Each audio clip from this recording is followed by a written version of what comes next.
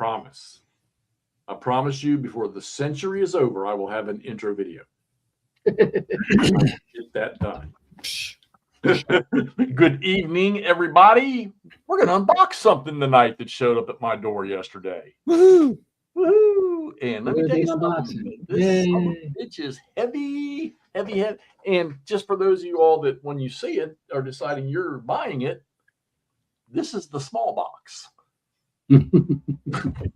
So rent your forklifts now if you've ordered it or pre-ordered it or whatever it is you're doing to it. Of course, it's only been up a few days, so anybody out there in La La Land know what it is? There's only 6 y'all out there. Take a guess. Greg, how you doing? Mikey, what's up? Paul, good evening.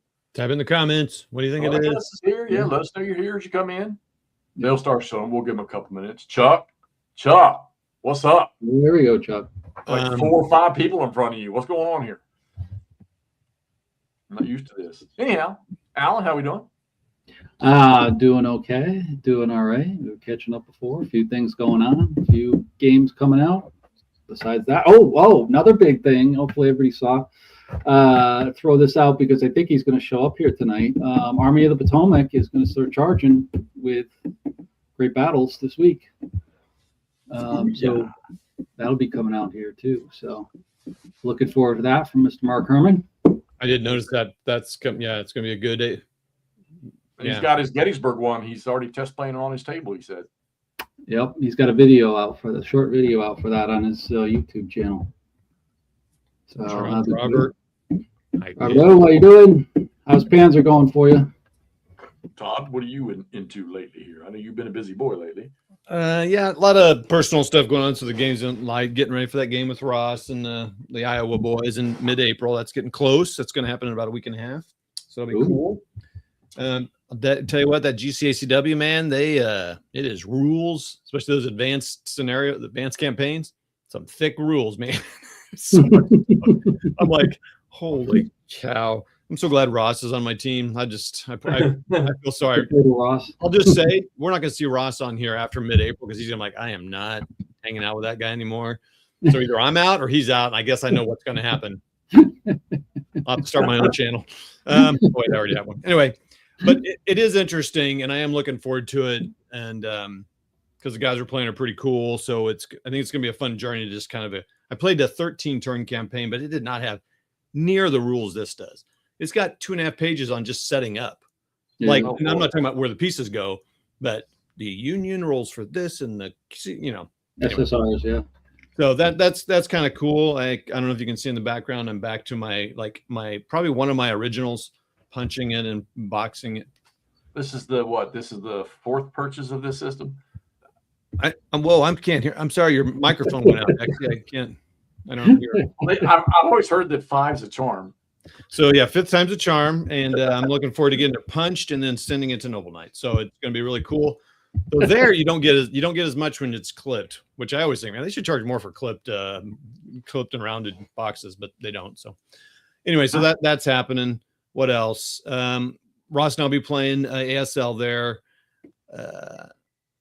We're going to play a little ASL scenario. I was thinking of, and Kev's going to hopefully teach me a little TCS with Bruce Green. So you'll like that system. Whether you like the rules depth in it, I don't know, but you'll like the system itself in general. Yeah, I've kind of played around with it and was having some troubles with it, and Kev will clear it up for me, I am sure. What else is going on game-wise? Not a whole lot. Just kind of doing that stuff, reading the rules and kind of getting all the play aids built up for that. So, and messing around just like with that and setting up a couple other things and clipping. So good. Oh, and I'm playing Holland 44 with my local friend Jerry, different Jerry with a G, and we're playing the short scenario, and he's going to win. There's no way I'm going to get past the Vol originally, right. But it's interesting learning. It is interesting. It's one of his favorites, and I was talking about it, and yeah, it's good. It's good. I don't know if I've ever heard. So I think of the Bulge and the Germans not winning pretty much 99.9% of the time. Mm-hmm. And Market Garden, I don't know if I've ever heard anybody report that the Allies. Well, did you and Andrew win it playing? I believe we did. Yeah, I believe we did. Because we went crazy on that one. Yeah, we were blown. I mean, we got up to Arnhem and we're just kicking. Yeah, if I remember correctly. If you want to know, we'll go watch the video. No, but I'm pretty sure we did. Yes, they have a whole string of them on there. Snows and what's the name of that game? Never Snows. Yeah. That was a fun experience. So, Yeah. Anyway, I was going to set up so I can share my screen if we want to show any of the things on this when you start unboxing, but I'll just do that and set it aside. You don't have to share it yet. You know what I mean? So, by the way. So we have 23 people. Well, that number changes, then it goes up, then it drops, then it goes up. So now I will tell you all this. I did take the box cover off. It wasn't shrink wrap. I was told this was a prototype, but it's what they're calling the small box. I wanted to take a look inside to make sure that all the components and stuff. Yeah. So you could play it right now? Oh yeah. No, it's a game. It's a game. It's okay. just, I guess it's one of his first versions of it that he got ahead of everything else. So. Gotcha. Okay. And since he's already, he opened up the pre-order or whatever for it, I guess he's satisfied. I'm telling you, that's it. All right, I'm gonna flip the screen. Y'all are gonna have to watch the chat. Yeah, let's let me get it over there and we'll start doing our thing. I haven't done an unboxing in so long. I don't know how this is gonna work. So boom. There she is. There we go. Make it big there. Yeah, how do I get the biggin? How do I get that? Just keep going. Keep going. No. Oh. There you go. There we go. And sorry, I don't have I turned down the StreamYard. So here it is, unclaimed victory. All right. So Terry's company is called Old Guard Publishing LLC. Okay. That's how you use the Napoleonic type emblem. I guess this is going to be volume 2. And I'm wondering because maybe it's not from L&L that he did not tag this as volume 2. So I guess this will be volume 1 from him. So okay. And thanks, Mikey. I appreciate that. All right, so you guys got that. So good looking box. Love the cover. Love the. I'm going to assume those look like artillery guys. Hey, Hexy. Hey, Jeff. Huh? Are you able to move your mic anywhere a little closer to you at all? Oh, let's do this. Hold on. And while you're doing that, Charles is asking, this is from which company? His name is what? Alan, do you know it? Old Guard Publishing. Old Guard Publishing. Yep. Old Guard Publishing. It's his new thing. We'll post links in the comments and all that business, and we'll share the screen after we're done looking at the real thing. So can you hear me better now? I think so a little bit. Yeah. That's on the real mic right above my head here. Yeah. Okay. Perfect. All right. Good looking box cover. I'm going to say that this is Prussian artillery because of the deep blue. Yeah. And you can't see it, but I'm pretty sure there's a gun. I remember painting some of these guys when I was a kid. Oh, wow. So, god damn. Okay. Back of the box. Oh, there we go. We got some Lancers. Poniatowski's guys, it looks like over here. I didn't even know they were. This is 1811. That can't be the Polish Lancers. Oh well. Yeah, this is earlier, so I'm not sure what we're looking at for a picture. Yeah, I know. You're not going to be able to see that one. So, but the battle is Fuentes de Honoro from May 3rd to May 5th of 1811 on the border between Portugal and Spain. Let me go ahead and read this. I usually don't do this, but this looks interesting. The French army of Portugal had just completed its retreat from Portugal after being confronted with failure due to the extensive fortifications of Torres Vedras ringing Lisbon. The French army under Marshal Massena arrived in Spain bereft of much of its equipment and artillery. The British army under Wellington, of course, followed and harried such a nice word, the French out of Portugal, investing the Portuguese frontier fortress of Almeida and attempting to invest Spain's opposing border forces of Ciudad Rodrigo. I recognize that name. I'm not going to read the rest of that. So we got an 1811 game. Let's see. It says, 5 maps. 19 player age cards, because Terry does the big setup card stuff and the reference cards to the units and the formations. Let me turn that down so I can see. All right. 9 counter sheets, 4 rules manual, companion book, Marshall's game book, history book, which looks quite nice, 2 percentile dice, and 4 artillery overlays, solitaire suitability. Oh, yeah, I didn't bother to look to see if that's in here. Is high. Complexity. Okay, so so he still has the same title. So the soldier's game is the easy to play. The battalion game is medium, and the brigade game is the one with all the details, and that's high complexity. Ages 14 up, 60 to 480 minutes, 2 to 4 players. But like I say, this is completely soloable. All right. Oh, put this thing back over. Yeah. So Chris, as Mike told you, this is a totally new company. He has started it, but he's published with Lock and Load. He's published with the Labatt team. He's got a lot of experience doing it. So I'm assuming he knows what he's doing. So. Oh, this must have been in the snow. Okay. All right. Yeah. Yeah, it's the Nothing Arctic there. map. The Arctic maps. All right. Ooh, We've got 10 siders. I like 10 siders. plastic bag with something in it. We'll get that over here. There's your percentile dice. Ooh, I like that. Those are so cool. The percentile dice, I like that. Ooh, How's the camera? The camera look pretty good? Yeah, Hexy. Mike, we'll post those links up here in a little bit. Look Yeah, I at was this. gonna say we've got a couple Look at links the there. depth. That's the history book. Oh, I love it. I do like that. Yeah, That's we'll breeze through these here. good reading. Let's get Hey Jeff, that means you got to read a history book. Yeah, no, you know what? I'll let one. Y'all can read it. I'll record it and just send me the voiceovers. You want the audio book from Todd? Okay. Yeah.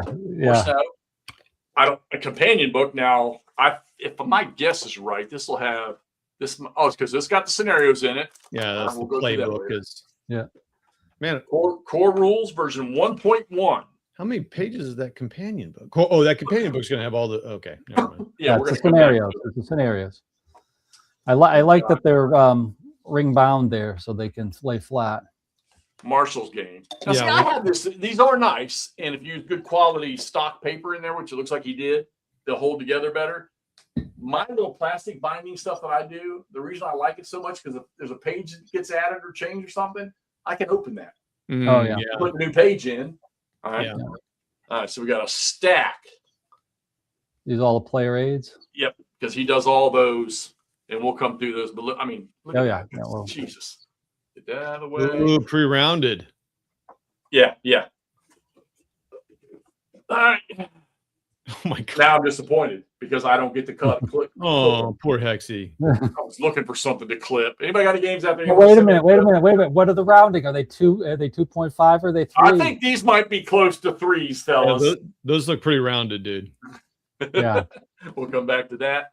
Let's drag all. And there you go. Here's all your maps. All the maps. And I know there's 3 south maps. There's, I think, 2 north maps. And then I think I don't know what the last map is, and we'll look at that last map together so we can see. Yeah. Maybe we can figure out what that's all about. So, all right, let's get the plastic baggie out of the way first because I thought this was really, really cool. First off, first question out there: have any of you guys played the First Dave. Victories game? Arthur, I know you just got yours, so I just sent it to you. I'm So, sorry. What was your question, Jeff? Has anybody played? Have the guys out there played the First Victories? First victories. Yeah. From Lock and Load. Yeah. Lock and load. Yeah. Dave Poyer Yeah. says, "Oh my god." Okay. Oh yeah. What do we got here? All right. Here's an artillery thing. Now look at that. Holy cow, dude! That is good quality plastic. It's tinted blue. What the heck? So you're not And- there's no cutting it out. You're gonna have it like that. Yeah. Notice your firing arcs for artillery in this system. Hey, Jeff, just pull out like a map and put it on a map, fold it up just so we see what it looks like on the hexes. Yeah, we can do that. It's a good idea. We can do that. Yeah, You just, can drop perfect. it wherever your artillery piece is, Nice. That's and then cool. it just tells you what you.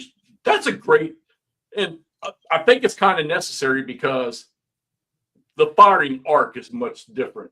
It's a little weird. Yeah. Yeah. Instead of we're used to playing games that are like that. Yeah. Yeah, having a cone versus. That's interesting. All right, so that's one. Here's another one. So this must be for your opponent. You know what he could have done? He could have made one tinted blue, one tinted red. That's just Oh, another that would have been repeat. interesting. I think Yeah. that's Wait, just a repeat. wait. Hold on, actually, maybe that's not. Yeah, A they're repeat. different. Oh no! Those are 2 different ones. I thought that looked different. Yeah, it did. Oh, Oh yeah, Oh. this is if you're okay. So this one's Virtus. yeah. I Gotcha. forgot. You can face the Virtuses in this game. So Oh, that's a dang. little bit different there. That's So there's pretty one facing the hex side, one facing the vertices. I'll tell you what. I kind of wish a lot of board games had this, where it's ranges and stuff instead of counting Right. them. That, yeah. It's been a while since I played the system, so No, what we got here? All right, now this one is scatter or something. I think you're right. I think it's artillery scatter. I'm not sure. Like I say, it's been a while since I played it. Somebody's played the other one recently. Because like I tell you, they didn't look like little sheets of glass panels in the first one. No, the first ones were kind of floppy, just kind of like. I mean, they worked, but right. I mean, I assume they did. Yeah, I'm not sure. That's got to be for scatter for guns. I guess. Yeah, I don't know how that works. Anyway, that's cool. All right, and then here's the same one. By Virtus. It's nice, man. And then here's the same one straight up. Oh, okay. Oh, yeah. I'll tell you what's not in here. I guess maybe they didn't need it. Is a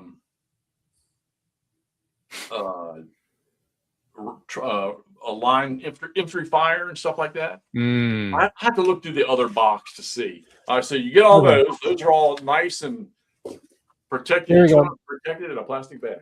I found what that one is. It is a scatter thing. It's a howitzer scatter marker. Oh, okay. Good.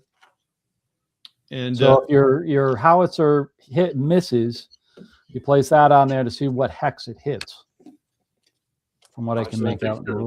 So Mike was wrong about it being in the Royal Portuguese Paratroop scatter. So, but that was a good guess, Mike. keep participating. Only Mikey. I think his medicine needs to be adjusted. Dave, good to see you, buddy. All right, let's move that. Oh, yes, Christoph. It's all included. You don't have to make your own this time. All right, let's do these. I'll get these things out of here. All right, so now this is different because these are large. Yeah, those are big.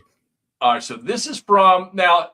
If I remember right, he titles the player's age cards with which rule system this goes with. So this one here is the Marshall's game. This is player aid card number 18. And I don't think he double sides any of these things. I think you're going to get them all in. I could be wrong. I think some are fold outs. But even you guys that are just completely blind can probably see this. Next year's edition will be in Braille. Yeah, I could. I mean, you must be. The camera must be a good distance away because I can read those numbers here on the screen. Yeah. It's not backwards, is it? Because it's backwards for me. No, it's not backwards. You're good. You're good. And I'm sorry. On the top of this thing, you got 4 size odds, which that's similar, kind of like the simple GBACW where we do the die roll modifier stuff. So it's got the odds die roll modifier depending on 4 size, die roll observation chart, and then it has conditions for twilight, night, and fog. And then straggler time entry. Oh, I wonder what that is. I don't remember seeing that in the previous ones. Let's see if I recognize anybody on here. Messina, of course. Okay, and so this is for a particular scenario, though, right? Well, this one's for the Marshall's game. Oh, that one. Yeah. That's the big zoomed out campaign game thing. Which I think that last map is gonna that definitely wasn't in the first version of the other game. Yep. All right, so get that one out, and then we got the other side. Yep, we got the Brits, I guess. Who were with the British in Portugal and Spain? Portuguese, right? Those would be these dark blue guys. Yeah. If nothing's changed. And there's the old two. Portuguese and some of the Spanish. And Spanish, I think. I mean, I may be correct. I'm not a Napoleonic guy, so I can't say. I'm guessing. Jeff Russ, how you doing? All right, what do we got here? So that was also part of the Marshall's game. All right, this one here is for, now this was the command displays. And I think this is really cool. And it helped me a lot because I've always talked about the mix of colors they put for these counters for the Napoleonics. I finally got Eric's tabletop to explain to me why they like La Bataille does that. Yep. And it's supposed to represent their jacket, their midriff, whether it's a belt or a vest or something, and then their pants. Oh, that's cool. I've never known that. Yeah, I mean that's what's cool about Napoleonics, right? It's the colors and all that stuff. Oh, so yeah, Jeff, this is showing us like it looks like a division, who the leader is, then who the sub. I don't know what the difference. Yeah, so 5th Division, Major General Erskine, and then it's got all his. He's got his artillery, brigade artillery, or divisional artillery, and then it's got the brigades: Hay, Dunlop. 3rd Brigade is Spry, and then it's got their regiments or their battalions. Yeah, battalions. Yeah, because you've got 3-1-3-1 or 1-5-1-5-1. So this is 1st Brigade, 5th Division, top left. And then this looks like 3-1-3-1, 1-9-1-9. So I'm going to say 1st Battalion, 9th Infantry or 9th Regiment, I guess. Yeah. Yeah. You know, this kind of thing would be good for me for GB ACW. Right. Because it's just again, just kind of remembering brigade, regiment, division. I mean, this is pretty cool. And I assume that picture there's probably the division leader, I guess. I don't know. Anyway, that's cool. That's Wellington there. Oh, it is. Oh, okay. Yeah. Cool. Before he aged throughout all of these campaigns. But there's only, okay, so there's only,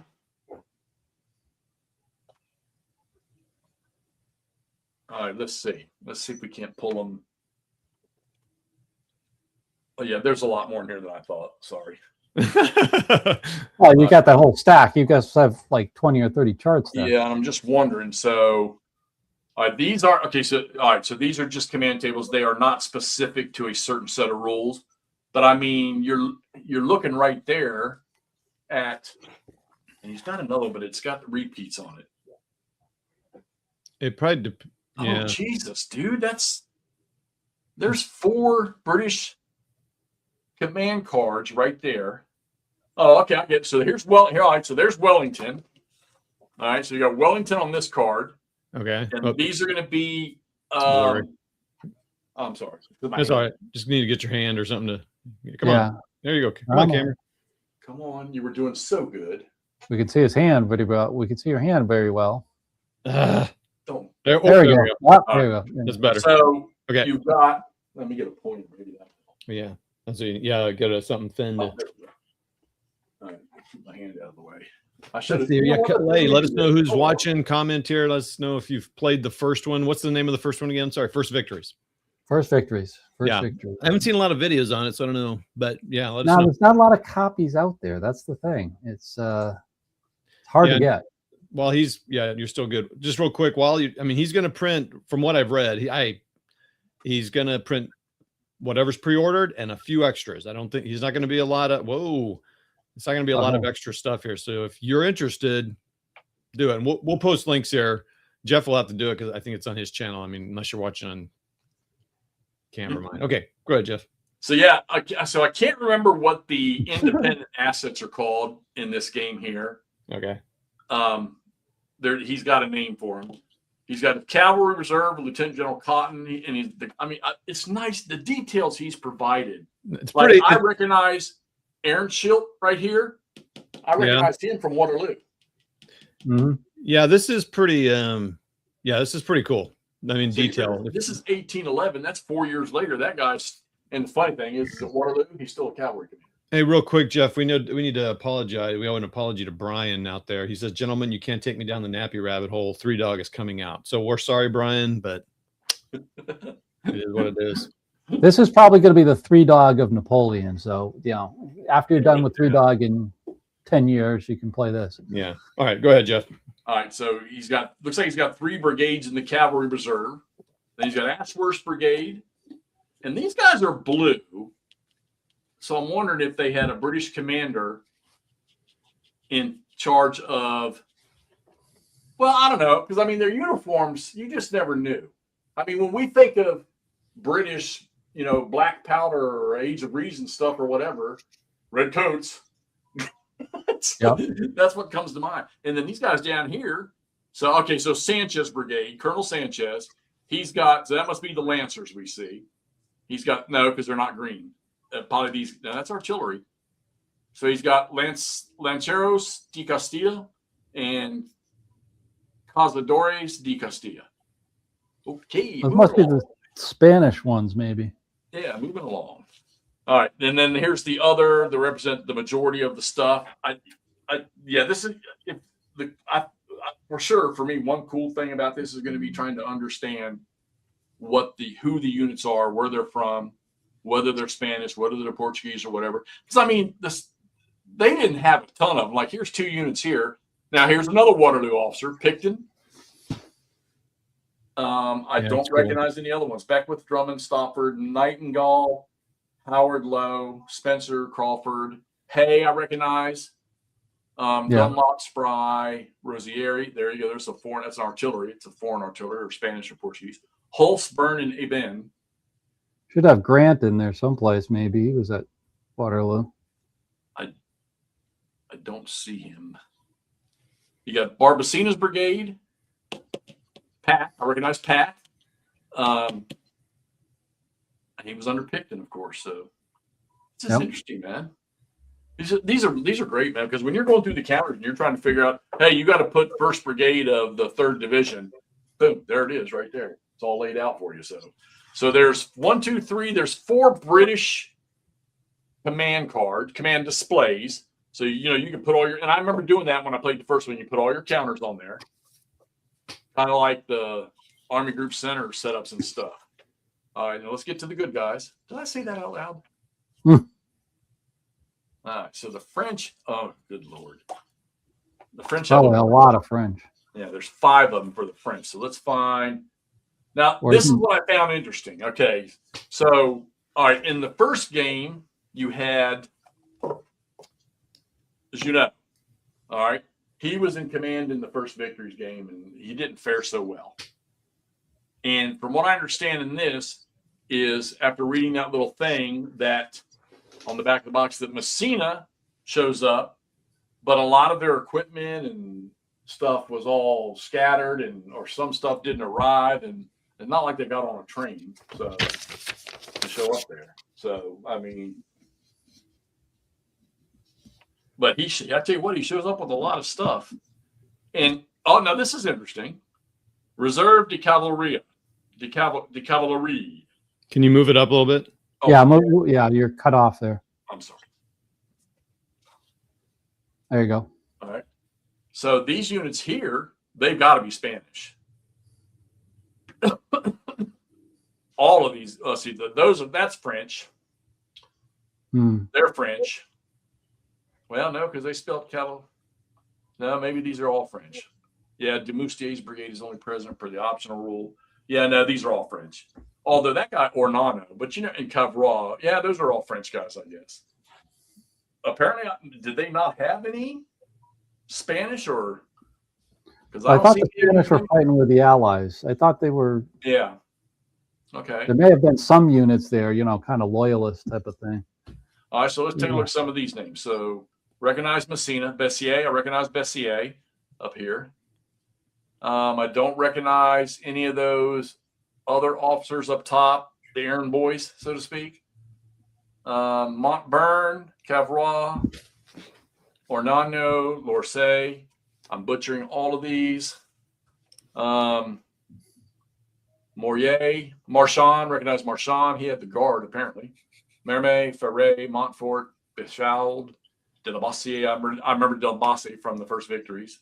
Bardet, I don't recognize any of that. Five display sheets. That's so cool, and they're easy to see.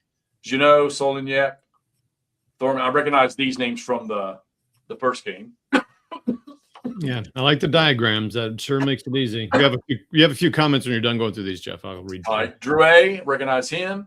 Yeah. Who was when Napoleon came back off of Elba? He decided that probably. Well, I mean, they always talk about Ney.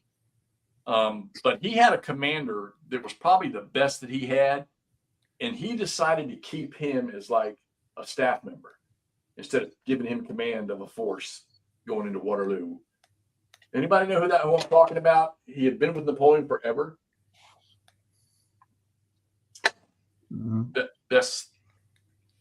I used to know it off the top of my head. He was very, very good. Anyhow, Gerard, Conroy, Bichery, Claparady, the Clap, okay. Fournier, Drouet in command of that. Over here we got Regnier, Defassé, Merle, Weederley, Bartholomew, Spirit. That's my redneck version. Beret and Arnaud, I don't recognize. I mean, maybe from the first game. So, all right, so what do we say? 4 British command displays, 5 Frenchies. All right. By the way, for those just joining, this is Learning French from Hex to Hex Games. Yeah. Okay. Yeah. Let's go through some comments here real quick, Jeff. Go ahead. All right, so we got Brian's coming. Okay, so Arthur says that he started helping play test the next game in the Sound of Drums Napoleonic series. You know, the one that had Elau was the first one. Yeah, so he's working on that. So that's kind of cool. It's a similar scale as this, I believe. And then Mike tells us that Portuguese line infantry wore dark blue coats, similar to British styles, but distinct in color, while, oh boy, Cacadores light infantry wore distinct nut brown uniforms. Danny's here, says excited. He said something else here. You have reminding us that we have till June 7th to pre-order this. Yep, there's the price, $175. And Mike, it's pure French at this battle. He thinks, I just finished a book on the Spanish perspective, says Jeff. It was such more brutal than he thought. Oh, and he says, oh, no, Hanoverian unit with the French army, sorry. And Chris is, I think, going to bed. Oh, biggest road race cycling tomorrow. All right, well, good luck, man. He's probably gone already, but good luck, Chris. Right, that is all the comments, Jeff. Go ahead. All right, so there's our time record track, May 3rd to May 8th. You play in 20-minute increments, okay? The turn track is hours. It's nice I turned off that autofocus, isn't it? Oh, yeah. Oh, now here's what's cool, and I like this. I almost wish this was on each of the maps, in one place on each of the maps. When you're doing fire combat, because you get your modifiers are in 10s, 15, they're 5s, increments of 5 and stuff like that, and you move it up and down the chart, and it helps you to resolve the combat when you're done. Okay. Visibility track, I think that's new. I'll have to look at my other one. See, fog prior to 9 a.m. turn. When fog is prior, you roll 1d10, gives hexes of visibility, add +1 for each turn after 8 a.m. Max line of sight is reduced to hexes of visibility. If visibility is less than 5, unit movement allowance is reduced by 1. Nice. Details right on there. So there's the game turn record track, and I think this would probably apply to all of the systems. Look, he's even got the fog. Yeah, the fog hex. That's what I was going to say. The visibility is the fog. Well, that's kind of cool because you get a little bit of, concealed movement or, do some stuff stuff behind the fog. All right, so now let's get to the cards. All right, here's your, and I like this. This is really nice. You got your sequence of play card from top to bottom. Okay. Now, you'll notice, look at the top right corner. All the player aids cards, when they're particular to a set of rules, they'll tell you on the player's aid card. And so these two are the second and third complex levels, right? This is the middle and the medium and the advanced. Okay. But and then if I remember right, he uses the emblems to tell you that it's in the book that explains it to you. He uses the emblems to tell you what applies to what rule set. Yeah, I was just looking at that this afternoon when I was looking at that. He's got those little icons in there to help you reference. Let's do this the right way. Let's see. Get you out of the way. Let's get you out of the way. What I liked about that sequence of play is I like the nice formatting. I also like the rules references. Please always include that, designers. Definitely. And so that way, I don't know if that's how I have started to learn complex games now. It's just going through the sequence of play. So, all right. Yeah. So for the soldiers game, which is your first tier, all right, we'll come back to this one. All right. So even got a card to explain what the symbols are and what all, of course, all games, you explain what your numbers are and everything on the charts and what they do, which I do like. I got to admit, it looks a little, you think at first when you start playing this, you're going to drop a lot of these little counters, but it's not as bad as you think. And they're smaller, so you can see the counter below it. So these counters here, the informational types, they're half the size of what these things are. Yeah, there's not very many games that do that, but I appreciate the ones that do. This is just general stuff for the battalion, brigade, your movement and cavalry chart and all that stuff. This is all the stuff in here is from your mid-tier and your top-tier game. And okay, so here's a cool one here. Your morale state flow chart. Is it like, I think BCS was the only game we had that in, where it had a flow chart for certain things. So allow formations, terrain types, zone control effects, leader casualty summary. So if Alan's playing this game, he's going to be rolling on that chart a lot. Wow, brutal. So is that what? Hold on a second. Is that just that first one? Is that just for the soldiers game, or is that? Okay, so this table here, in here, it says Battalion and Brigade Game Player Aid Card Pack 3. Oh, okay. And these are all. This is all Player Aid Card 3. I know that this applies to everything. Everything, yeah. But I don't know. I have to assume these are the same. Yeah. Okay. It says, go ahead. Soldiers and battalion game units may only form squares. So he has hints and references to everything in here. This will come back to me when I can set up and play. Yeah, so I can recall how that functions. But he's very good about annotating. And then here's the beginner level. Yeah. So this is the soldiers game. Look. Terrain point cost, movement rates, stacking limits by terrain type. All right. Wait. Oh, that's it? Or is that one to your left still part of the soldier game? Nope. And then flip it over. There you go. Whoa. Fire chart, fire strength modifiers, which is very simple. Again, it's like GBACW simple. You break down your list. All right. Yep. Also, Assault I like defender, hand-to-hand combat, charge, cold steel. That's a cool little thing in this one. That's cool. I do like the Pack 01, they're numbering there so they can refer to it if they need to. That's nice. And it's also got your canister and effective and long range per type of gun, which is kind of cool because apparently, this one has a few extras. So French and Spanish 4-pounders, French 8-pounders, British and Portuguese 6-pounders, and British 9-pounders. Those are the only cannons you're dealing with. It's not TBs and Ns and all that other stuff. So there's the card you'll use along with your sequence of play. Maybe a few little tidbits from these other things. So that makes it easy for the soldiers version. Yeah. Oh yeah. To get into the game and get started and cut your teeth, so to speak. All right, and then another battalion and brigade. I think this is actually. That's amazing. So that one chart. This is reminding me of simple GBACW and regular. Yep. It's not a duplicate. So I know there's not 3 levels in GB, but whatever. Yeah, you're right, Wardrobe. Yep.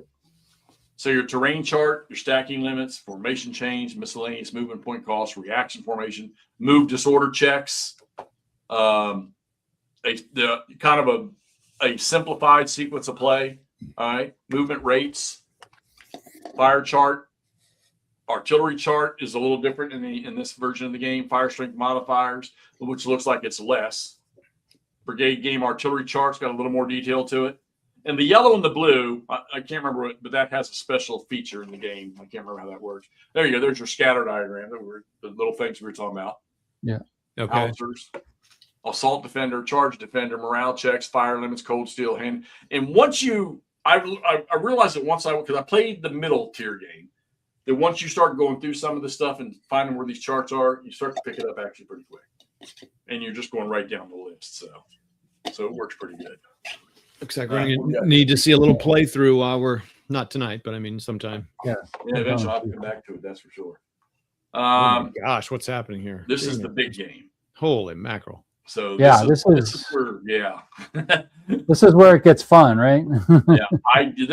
Okay. So if you want to, I guess you're not. I'm sorry, and I'm not the experienced player with this, but La Bataille doesn't go this deep. Okay. Wellington's Victory, those systems, not this deep. All right. This accounts for wheel movements, all everything they did is line formations. This accounts for it. Okay. In the advanced, the major, brigade rules. Very, very detailed. Yeah. If you're a reenactor, this will probably make sense to you. Yeah. Oh, wait, hold on, Jeff, real quick. I like that. Looks like there's a little chart there of the little play aid. Counter. Oh, yeah. That's always appreciated, too, because there's sometimes you're like, what is that counter for? That's cool. I want to say that if I remember right, in the first game, there was a counter that wasn't on there, and I couldn't figure out where it was. I think it was in the rule book somewhere. Yeah, that's cool. That's not. You got hexes on fire. Wow. Bombardment extent, zones of extent. I'll tell you what hex is on fire. That's you, buddy. Yeah, hexes on fire. All right. Artillery, Caisson, you ID, and you copy this, you make a duplicate of this. This reminds me of the old Terrible Swift Sword Brigade effectiveness sheet and whatnot like that. Oh, yeah. Down for your canister and your shells. Just make a copy of both sides. British artillery. It's not a ton. It's not a ton of artillery. So, all right. That is British on one side, British on the other. That's for the deeper game. Yep. And then Glory and Empire, orders and random events. Oh, that stuff's fun. Let's say one-sided. Hold on, Charles is leaving. See you, Charles. Bye, Charles. Chuck leaving? Wow. Yeah, Arthur, this is definitely deeper than that. I think that sound. I mean, you would know you played, or I've not played it, but yeah, this is definitely deeper than that. I guess this is competing with Labatt, right? I mean, as far as complexity. I think this blows Labatt for depth away. Sure. But the cool thing is, it's got a simpler, and I guess Labatt has a little simpler rule set too, but this is cool. It's all included in one thing. This is all wrapped in, and from what I've seen, it even though you learn the sequence of play in the soldiers game, that carries forward, so you're still in the same sequence of play. Yeah, a little like ASL or starter kit, maybe a little bit. Exactly. Okay. I still want to get my hands on that I'll sound the drums. It looks appealing to me. So, but other things are happening first. All right, counter sheets. Oh. Careful that hernia there, Jeff. Oh man. All right. So this is what I always talk about in a lot of games. Man, I wish you had the information counter separated by the army, the different sides. Well, he did it in this one. All right. Blue, information counter, and they will fall out, so be careful. For the Frenchies. That's cool. For the Brits, and a little mixture of both. All right. That is kind of cool. So they're all the same. They're just different colors. Yeah, exactly. Yeah. And I mean, everything's covered in them. The skirmish markers, the skirmish rules in this thing are really, really cool because you had different types of skirmishers that played. Their roles were different, and he does a good job of it in here. The charge markers, fatigue markers, all of it. I mean, your disorder, demoralization, break. I think B is broken. There you go. Skirmisher 1. Well, you can see how the size compares to the normal counter. So that is great. Man, why don't more games do that? I'm trying to think what game I have that does that. I can't. So there's 3 of those counter sheets. I guess stacking could be a problem. Yeah. I don't want them falling all over the place. I mean, my first initial impression of this is that's why I'm glad they have those charts, because this right now is confusing. I'm like, oh my gosh, that is too much information right now. Yeah. If it's a good thing that there's a simple rule set and then a mid-tier rule set for this. I just mean all the colors and numbers. I'm buzzing out here. But, yeah. It's And I cool. don't know. I guess we'll find out here in a second. And by the way, everyone, this is why I play World War II miniatures and not Napoleonics, because World War II miniatures are a lot easier to paint than Napoleonics. Olive green, tan, and brown. All right, so this is the French counter sheet. This is 5 of 9. Oh gosh. So this has got Messina on it. So yeah, but I mean, what's interesting is that everything. Actually, it's been a while, but everything on here means something in this game. Yeah, that's pretty cool. Everything on it. You got these trains in this game too. So, but you really, you thank God there's slashes through stuff and they put the emblems, because I would struggle. Your little leaders embroidery stuff means something. The little trumpets or wreaths underneath mean something. The units have them too. It's just been a while, so I can't remember. Yeah. There's French. So let's see. 1, 2, 3, 4, 5, 6, 7, 8, 9, 10. I'll mention it, Dave. 1, 2, 3, 4, 5, 6, 7, 8, 9, 10, 11, 12, 13. So 130 on a sheet. And double-sided, right? Yeah, and you can flip that over. That'd be awesome. Someone's asking to see the backside. Sure. Skirmishers, a la Richard Sharp. Oh, dang. Okay. So looks like they reduce, and then the skulls mean something. I don't know what counters those are to, but they flip. There's I don't think. Well, yeah, because you've got the levels of your so morale. They can break. So yeah, that's pretty exciting to see. So Justiguard's with us. Justiguard, great to see you. I'm sure you'll be playing this. Have you? Hey, Justiguard, have you played the first victories of the first volume or edition of this series? I'm just curious. You play a lot of games to a lot of depth. I'm just curious. And have you played the ELAW game? I don't know if you can compare the two. Yeah, just give us the whole thing right here. But just says there is a lot of bar DNA in the system with the way the activation and random events system works. So yeah, it'd be great. And let us know if you have, Just, because if we have, we can guide people to your channel when we're done to see some good plays too. And you did some plays too on your channel, right, Jeff? Yeah, I played both the soldiers and the brigades rules, or the battalion rules. Okay, cool. All right. These look like Brits, yep, because there's the Duck of Wellington. Mm-hmm. Arthur So, Wellesley. yeah, I mean, literally, come on. I mean, okay, let's see. So let's put, they're a little darker. Those guys up top there. How about this guy here? Yeah. What are you doing? Oh, yeah, that's I'm just close. looking at, comparisons. The colors. Here. Comparing colors, So, yeah. same blue. Um, So, but this guy's got green up top. Yeah, it can play on your mind a little bit. So these look like all. I mean, we are getting it all in one dose. It won't be like this on the map necessarily. No. right. Well, Kind of. Facing you'll know. Oh, I'm sorry. Here are some more informational counters that are full size. Oh, okay. So it looks like there are step counters there. Yeah, these look like castles or fortifications. This is how you mark attacks and stuff. So, it's all similar. So these cover full hexes. Moon, the clock for your time, the sand glass, Cool. Frenchy emblem. I don't know what the hell. Visibility. Look like some kind of a strength type marker. I think he's got a few features. I mean, I recognize this stuff here and this stuff here. What's that green stuff in the middle? That light green. Yeah. Burning. That's Hex on Fire. Oh. Hexes on fire. Yep, Hex on Fire. Hex on Fire. Okay. Don't forget that. Right, I wish there was a picture of Jeff on there with his hair on fire. Well, wait a minute. Right.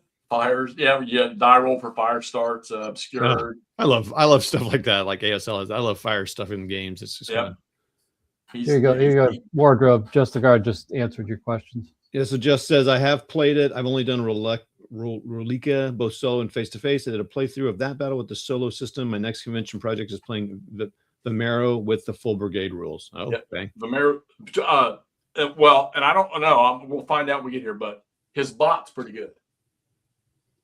Yeah, and Jeff. Oh, I know what's not in here. What? Oh, I wonder if this is what he means by the small box, or if maybe he removed that. There's no cards. Cards. Yeah, Cards? you had leadership cards that you would. Oh, yes. Okay. Yeah. I remember that from the first victories. Yeah. Real quick, Jeff. Regular, cards, not play raid cards. Like playing cards. Yeah. Mike, before you go, Jeff, Mike's got a comment here. It's interesting, probably talking about the colors. The Hanoverian unit with the French were actually subject to friendly fire incident in this battle since they were mistaken for British because of their red uniforms. Huh. So that's cool.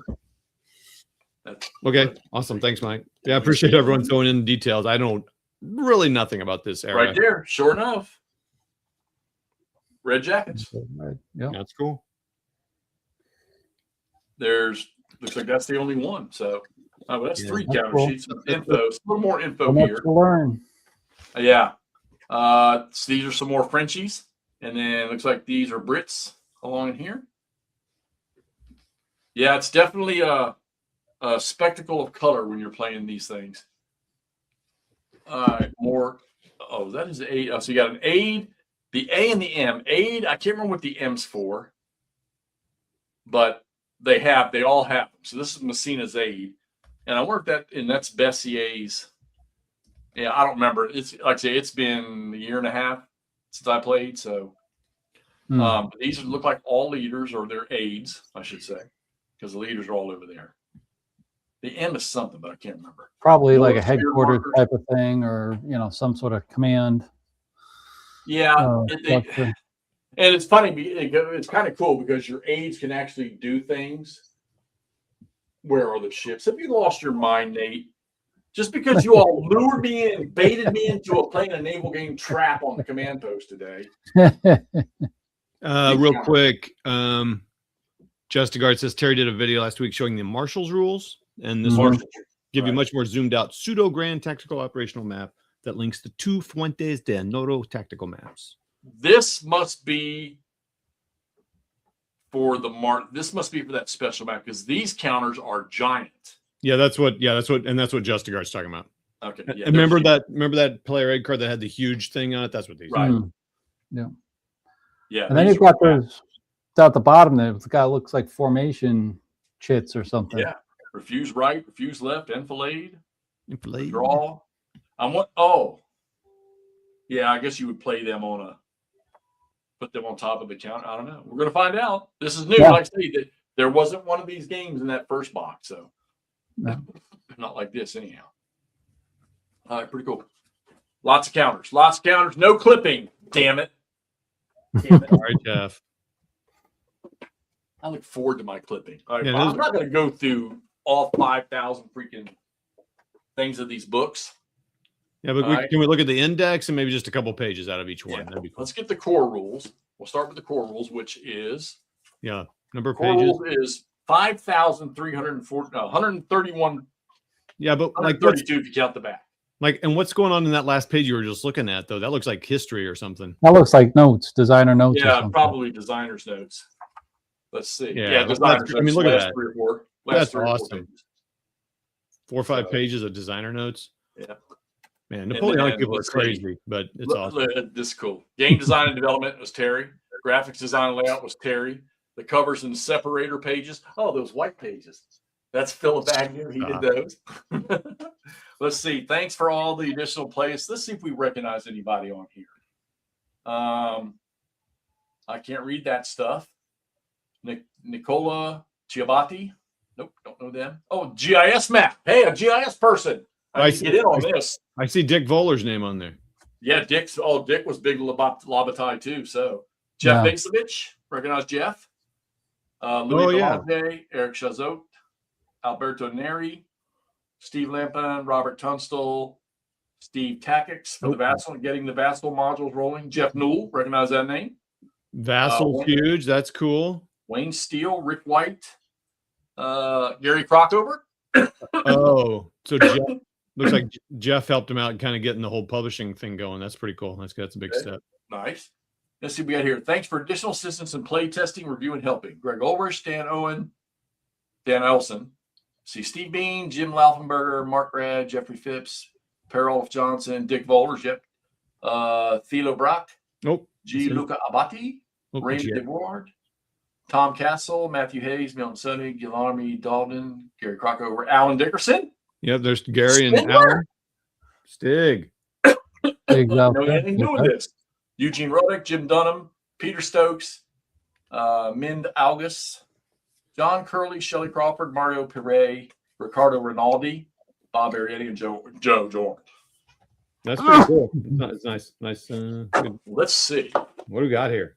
All right, so here we go. Soldiers game, battalion game. Hold on. Soldiers game goes for how long? 43 pages. Okay. But now, keep in mind, look at the print size. 2-column print size. 2-column, pretty nice print. Yeah, that's good. All right, so the battalion game goes. Now, these rules, if I remember right, he didn't duplicate everything in the soldiers game that applies to the battalion game. I think you have to reference that. Okay. But I don't think it's severe. Yeah, it builds. It builds, doesn't it? You take the soldiers and then let's see. So right. That was 43 pages, right? Yep. So this one starts on 45 and goes to 96. That's 51. So maybe I got it wrong. Maybe he does bring all the rules forward in each version. But it looks like Brigade does not, because look at it's a very different index there. Yeah. Yeah, 98 to 124. Wow, that's crazy. I can't remember. Like I say, it's been so long. I think it's a building type of thing where you start with the soldiers and you add in. Justigard, do you remember the rules? Did you have to go back and forth to find rules that applied from one set to the next? Or did you incorporate them all in each one? Yeah, that is a challenge when you do that kind of rule. All I know is I don't remember having any troubles. Oh, I forgot Arthur's messing with it right now too. So yeah, Arthur says I'm holding the rule book from game 1. Looks like he repeats the soldiers rules and the battalion rules. Okay. All right, so that's a pretty good. And I like the way he columns and or calls stuff out in color. Yeah, that's good. It's good formatting. That game components term I see. everything in here, he explains the stuff. His rules are they're written very nicely. So I'm not going to go through this whole thing. Here's your in-depth sequence of play, which, if I remember right,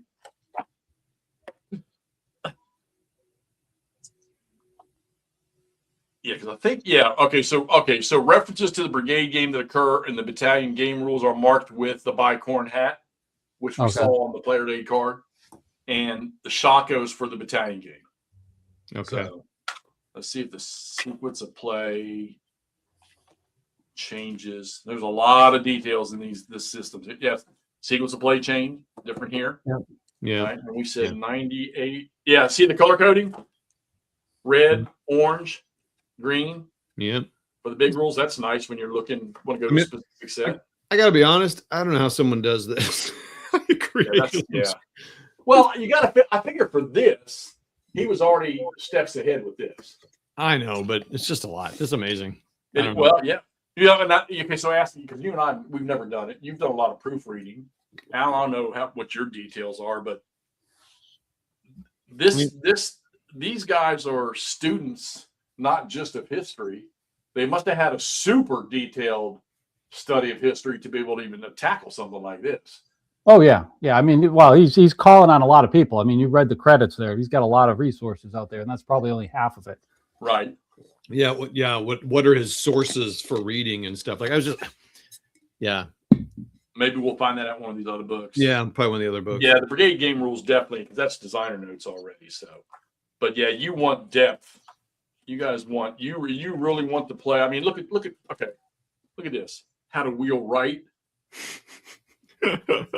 Yeah, you got to be. If you're a reenactor, this is probably going to make sense to you. Yeah, good point. I mean, to me, this is all ASL. I mean, this is like that kind of level. Right. I mean, you got 124 pages of rules. I mean, I guess there's repeats. I don't know. Yeah, because even we say Three Dog is deep and intense, but it doesn't go down to this type of level. No. I mean, list them all. Change a front by marching out.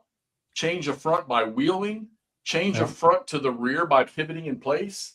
Yeah, this is also like some miniature rules do this kind of stuff too. Yeah. The deeper ones. Yeah. Tirage deployment. Sure. Processional deployment. Display the close column.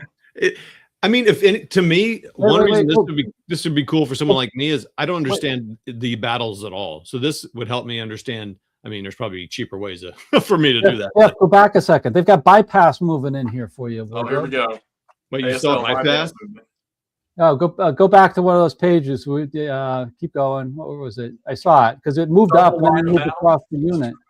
It moved up and then moved behind the unit. Oh, that's cool. Yeah, there you go. Right on the page on the left-hand side. See, he moves up to the unit and then he goes behind them to get to the right side. That's funny, dude. That's fun. I mean, if I were super into that, I'd be all over this. If this were my level, this is too complex for me, but it's cool. Well, I'm intrigued. So I'm picturing Labatai. Yeah, I don't want to discourage anybody, please. I mean, thousands of counters in the damn games. Save up. You got till June 7th to go do your paper route or whatever you do nowadays, and that's a lot. There's a lot of details. If you want it, well, I mean, still, hey, Todd, let's me and you play this game. Okay, here we go. We're playing soldiers rules. Yeah, 100%. And you and Alan play the next level. Yeah. And then Alan and Ross, they can go play the brigade. Ross would be doing full. Alan and Big Murray. I don't know if I wish Ross were here. I don't know if is he really into Napoleonics? I don't know if he's really. No, that'll be another rabbit hole we'll drag. Not yet. Not yet. Yeah. We'll get in there. Let's see here. Let's go real quick. Okay, just one more comment. Danny says, and it should be at your house by September, October in America. And then Mike says, my Napoleonic Nook would not be complete without this game. Just saying. It's a beautiful. I mean, I'm liking what I'm seeing so far. It's what do we got here? Playbook, as some people call it. Oh, I love it, dude. Now, here's a question that see if we can figure out. So in simple, you're going to have, I don't know, pick a charge in both simple and full. Does this repeat the scenarios like you play? I don't know. Scenario 1. Does it repeat in all 3 levels, or is it just okay? So I think what he's managed to work out here is you could play unless he has specific ones that are just like a learning center or something like that, maybe. Sure. But I think the whole thing, if I remember right, is designed one scenario, use whatever rule set. All 3 levels. Yeah, I say it's been a long time. Well, Danny, and I think Danny, and Just a Guard probably remembers too. So yeah, and okay. Arthur's been playing the first game. So yeah. Let us know, everybody. Appreciate the input, and thanks for who's ever on. Comment. Let us know you're here. Okay, what do you got, Jeff? So the companion book is 160 some pages. Oh my goodness gracious! I love the it. artwork. So these are not Prussians. These are Spanish or Portuguese. Okay. I love the artwork, dude. Yeah, the artwork's fun. Fortress de Almeida. All right, what do we got here? Let's go. What's this index? Look at scenarios 1 through 14. Yeah. Special rules. Oh, that's right, because you're gonna have special rules for the battles. Okay. Your command and terrain contours explanation, I guess. Wait a minute. Scenarios. Yeah. One. Yeah. And so wait, I'm just scared. Aide de camp. What is this? Another level or something? What the heck is that? So that's the A units that we saw. How you can use them because they can actually do command level things. So because Wellington can't be on every piece of the battlefield. And I used that in Camaro where his aide, I can't remember his name. I think he had 2 of them actually. No, he had 1. Yeah. Where I sent him out to the left. So they're like scattering around the field like sub. Yeah. Now they can't do everything that Wellington can do. No way, but that's cool, dude. Doggone it. Yeah, you get a little bit of fog of war of do your commands get to your leaders? Is for solo, right? That's the solo play. Okay. All right. What GBACW game had aids in it? Well, I'm not gonna be able to answer that. There might have been 2. GBACW have what? Aid to camps? Yeah, aids. Aid to camps in it. There might have been 2. 1 for sure I knew of. I don't know. What are you thinking of? I'm not thinking of GBACW. Yeah, I am. Shiloh. I mean, the big Bloody April. Oh, the original. Yes. Okay. Yeah. Okay. I thought you were talking about the recent. Did not Antietam, the TSR version of Antietam, did they have aids for the generals? Yes, they did. Yep. Yeah, I wasn't thinking of the old ones. I was thinking of the new ones. So yeah, no, none of the new ones. God, add that one in there. See what happens. So all right. So scenarios, aid to camp, examples of play. Good. What I don't see here. God, I hope that's not gone. I really do. Drawing battle plans. That's cool. Oh man, that's really cool. What I don't see here is the solo stuff. Well, that's what aide de camp is. I thought that's what Danny says. Oh, okay. So I see. Okay, because he's solo aide de camp. Sorry. Get it? So okay. Well, let's find that whole out. section from page 135. Okay, so while you're looking for that, Mike says Portuguese cavalry wore dark blue, single-breasted jackets with regimental colored collars, cuffs, and white piping. Yeah, and then Danny says the solo part for all 3 levels. Oh, okay. Oh my gosh. Yep, thanks, Terry. That's Terry. There you go. That's right. You know what? I take that back. There's Terry. Oh, Terry. The new single player aid. I was Terry, like, was it called ADC in the first one, the Vimero one? Because I can't remember.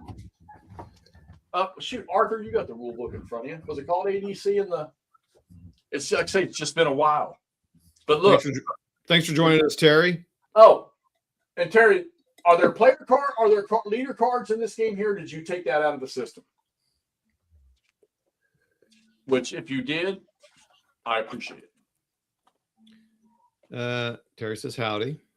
He said howdy. I said hi. Yeah, we just bombarded him, so he's got to. Yeah, sorry, Terry. If he's feeling under the weather too, it'd take him a minute to reply. God, you gotta love this stuff. Oh, here comes Nordic. Nordic, come on, be nice. Terry's here. Let's go, man. No Korean GCs in here. Terry says it was a solo assistant. Oh, so that's what it was called, solo assistant. Solo assistant. Yeah. That's right. Okay. And then Nordic. Yeah, Nordic. Come on, Nordic. Come on. All right, so let's take a look at one of the I mean, I tell you, man, you must have stayed up 24/7 creating this.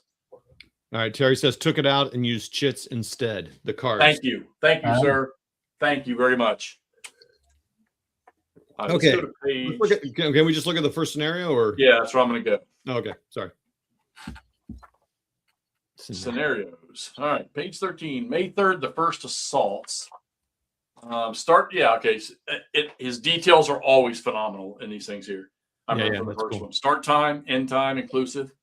All right. How many games you played today? It says from 1 to 3, but they don't tell you if 3 is inclusive or, All right, play area tells you what to play. Use only the South Map A, which we're going to be going to those here shortly. Weather tells you what the weather's going to be. The victory conditions.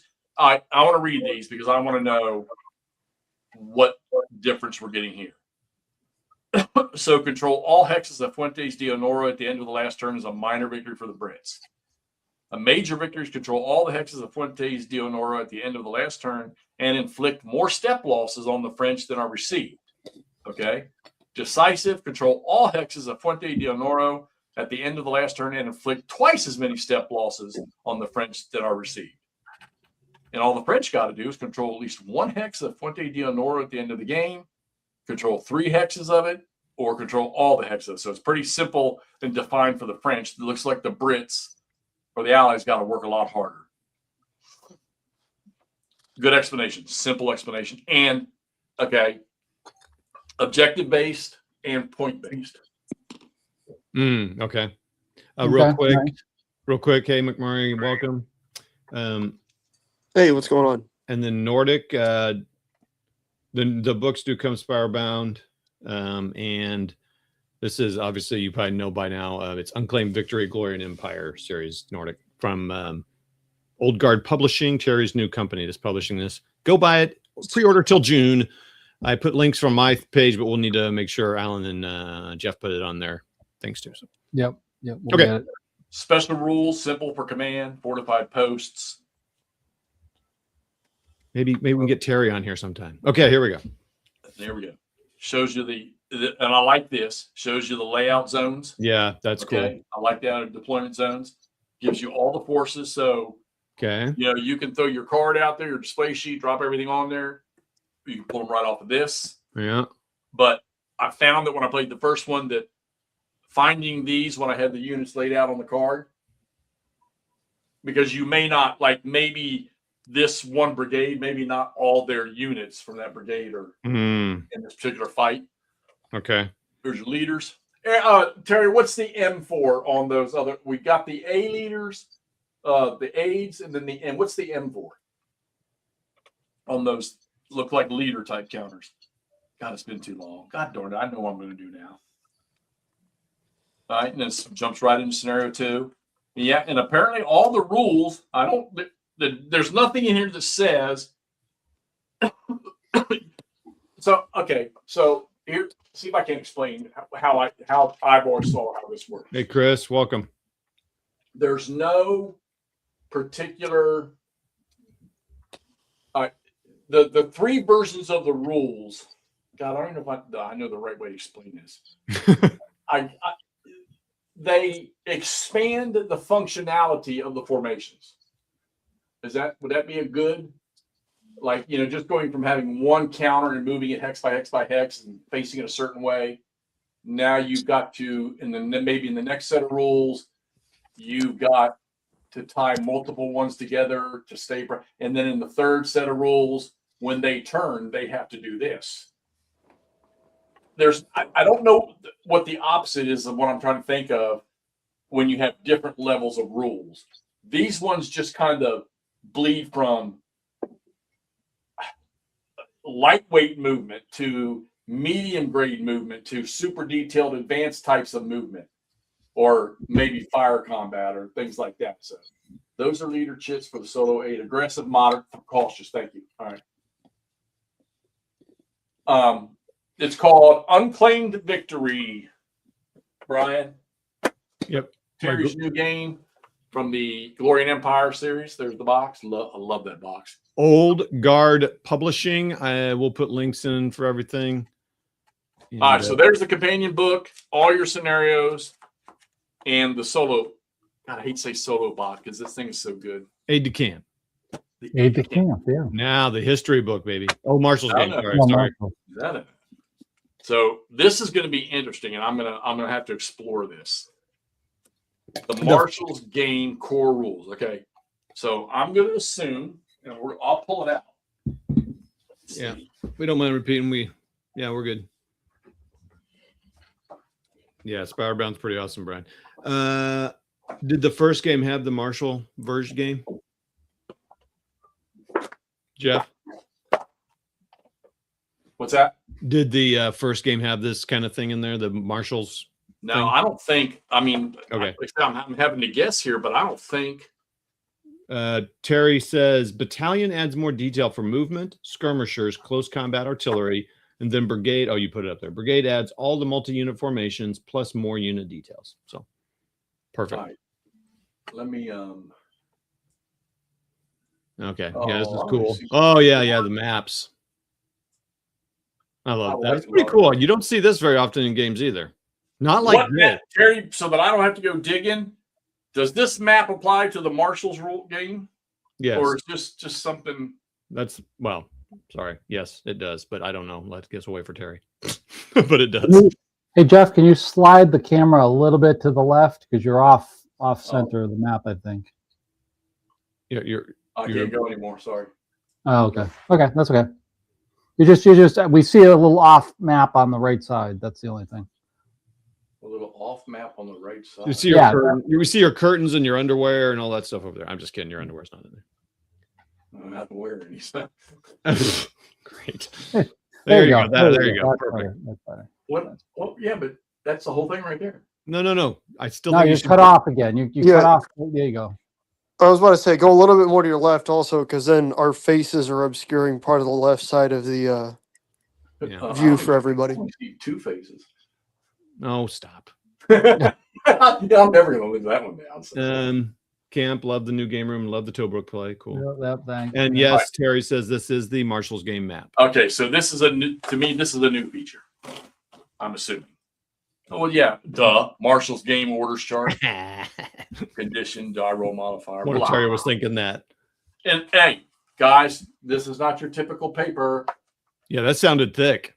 That's heavy. So, not your typical paper. The rule book pages are the same way. All right, so I guess that this will be something to get an understanding of, and I'm sure that this game will have a lot to do with maneuvering forces. I would assume. Yeah, that's cool. So I'm definitely going to say that while you could probably get away with not putting these under plexi, and you could probably use some stickier tape to hold these down. I don't look like they tear, but I think these are definitely going to be under plexi for me. So yeah, let me get that back on here. So Marshall game. All right. I don't think I'm not going to talk too much about this because this is all going to be new. But looks like you got times when stuff enters. Hey, look at here, another Marshall Day. There you go, the bravest of the brave. Oh, so it's got different scenarios. That's cool. Oh, okay, yeah. All right. Oh, so you got scenarios for that too. Nice. I mean, it's like to me, you have four games in here, or actually 5 with the solo. Well, You got the 3 levels, Marshalls, and then the solo. Sorry, AD camp. Lots, hours and hours, and he's only got like 25 more games he's already got worked up to create. So yes, geez. the price tag is hefty. It's kind of the way of games now, but I mean, I'm not trying to sell it. I can buy it or not, but 5. I mean, there's a lot of game here. Yeah, So, what? All right, so I went down that rabbit hole of the $100 for the Battles in the East stuff. That I thought that was a little extreme. Yeah. This now I own all of them because I did do system. This box has 20 times the amount of stuff in it. Oh yeah. So for $75 more. Yeah. All right. Do we want to do the history book or take a gander at the maps first? Oh, let's do the history book. Yeah, we're in books. Let you fish the books. All right. Then we'll go for the maps. You all are such nerds. Yep, that means it's a game of maneuver. I'm just and I guess I'd just say, this is a new company, and you might be like, I don't know if this battle's interesting, but it helps to support Terry, and then he can publish, the battles that maybe you're, but because it's all fun stuff. Anyway, go ahead. All right, Fuentes de Honoro history book. Yeah. Love it. Okay, well, first off, Look at that. Jeff, there's lots of. Oh, wait, what's that? hey, looky there, Terry. Is that the next one, or is that just one in the future? Devardino. I recognize that battle name. 1812. 127 pages. Oh, here we go. Further reading in the back. If you don't have enough. Yeah, you don't have enough reading here. Wow. Yeah, All right, see, Danny, let's I'm happy it's not because it's not Waterloo. Look at this. I mean, this just talking about what's going on here. Third invasion of Portugal, entering cantonments, instructions from Paris. What was all of that? Was Josephine or Napoleon himself? Yeah, Oh, he didn't have her yet, did he? In 1811, I don't remember. I have no idea. No, I don't know. So he's planning. Yeah, go ahead, Jeff. Hold on, let me zoom the y'all. So he's wait a planning on. That's his next one. He's planning on. Yeah, that's what I was going to say. Here, Okay, Terry's good. response. Yeah.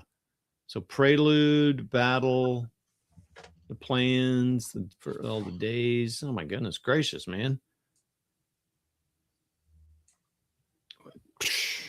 That's Yeah, this definitely reminded me of Last Big Gamble. yeah. This is sitting on the couch with the TV muted reading. Wow. No, I'm not seeing. Biographies on the leaders. Oh, doggone it. That's cool. Wow. Wow. Ramsey's escape activity in the north. April. Oh my lord. Napoleon and Josephine divorced in 1809. Oh, okay. We can't really talk much about solo play. Justigard on here's played it. Terry can mention a little bit. He's the designer. I played the solo bot. Oh, you did. Sorry. Yeah. You told me that. Vomero, I played it. It's where you let the cards determine what. Matter of fact, I think I used it for the French to determine because in that Vomero game, you had to determine left, right, or center for forces. Okay. And the solo assistant took care of that for you, with bouncing off what your leader's abilities were, their ratings, and stuff like that. So, Okay. Okay. Hold on 1 second. Check this post up that Terry just said. boom, boom. All of these are in the works. It looks like. Busy boy. Busy boy there, Terry.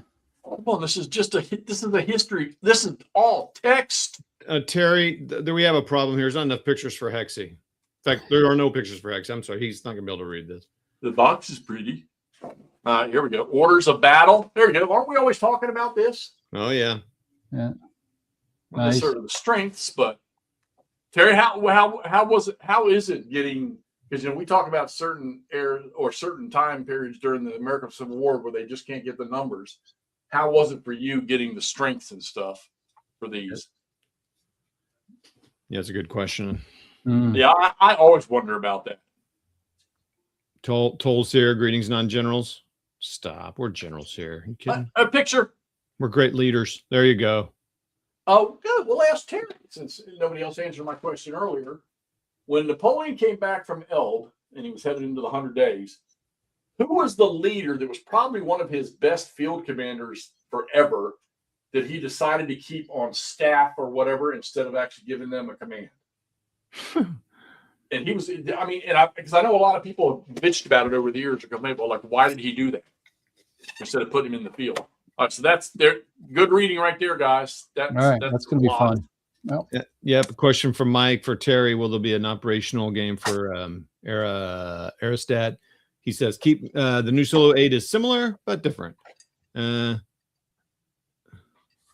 you go, Jeff. DeVoe.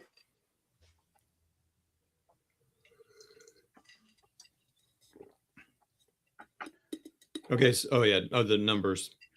Early revolution stuff is easy. Yeah, that probably makes sense too. I'm going to read through that solo stuff because that interests me. Here you go. This is from Mike DeVoe. Jeff. Yeah, the cards were cool, but if he's doing it, you know me, I love chip draw. So, all right, let's take a look at these maps. So we got chip draw. Got that grand one over there, and then we got South Map A, South Map B, South Map C, and north map.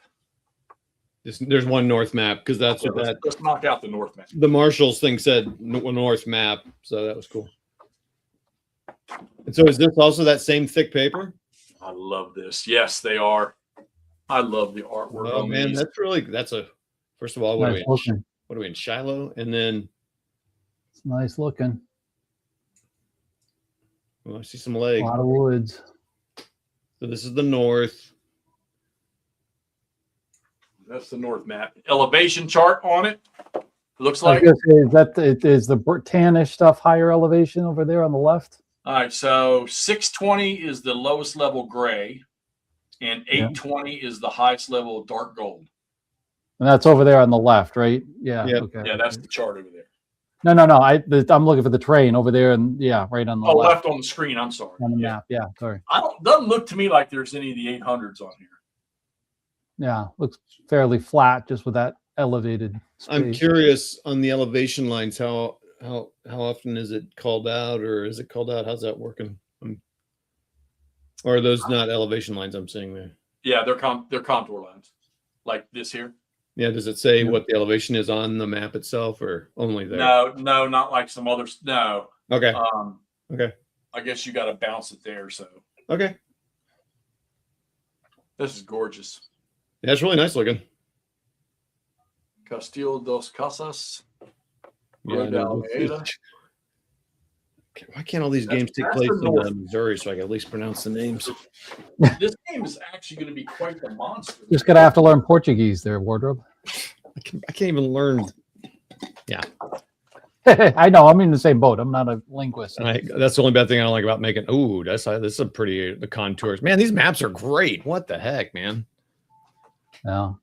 Villa Formosa, Fuente de Honora, church, Fuente de Honora. Look at that. That's open.